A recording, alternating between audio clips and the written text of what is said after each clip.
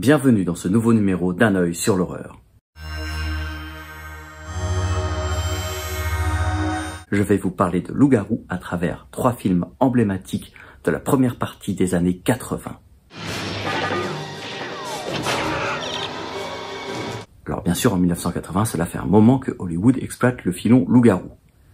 Ceci étant dit, en ce début de décennie, Joe Dante nous offre The Howling. Hurlement est une adaptation d'un livre de Gary Brandner. Et c'est le très talentueux Rick Baker qui va s'occuper des effets spéciaux du film. Mais très rapidement, Rick Baker quitte le projet pour se consacrer à un autre film de loup-garou dont je vais vous parler dans un instant. Il confie les rênes de The Howling à son disciple Rob Bottin qui va s'en tirer de main de maître. À l'affiche, on retrouve Dee Wallace qui va avoir une belle carrière dans les films fantastiques de science-fiction et d'horreur. Elle est notamment la maman dans E.T. et j'aime ce film The Howling qui nous parle de l'instinct primaire, de l'instinct sauvage.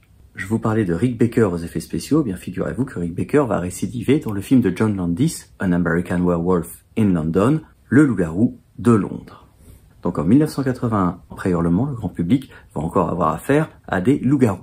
Donc le loup-garou de Londres, écrit et réalisé par John Landis, qui s'occupera par la suite du clip Thriller de Michael Jackson.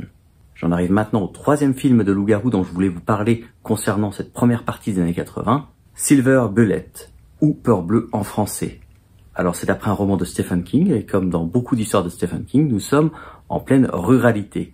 Et dans ce film, on retrouve le côté nature, le côté sauvage qu'il y avait déjà dans Hurlement.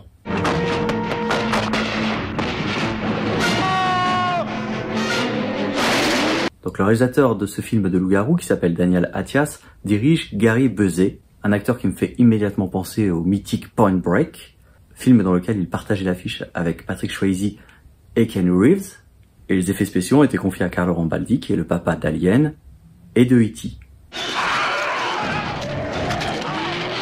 Stephen King's Silver Bullet.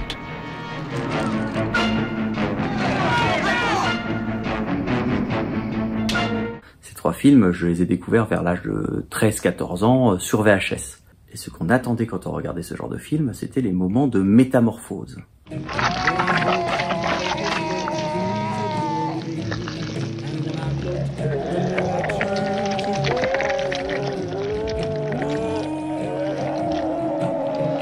Voilà, le loup-garou, c'est la bête qui est cachée en chaque être humain.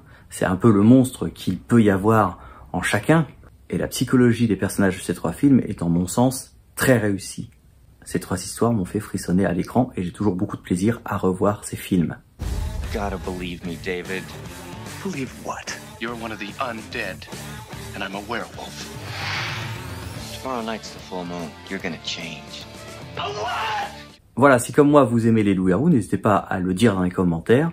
Si vous avez aimé cette vidéo, merci de mettre un petit like. Et n'oubliez pas de vous abonner à ma chaîne pour ne rien rater des rendez-vous ciné.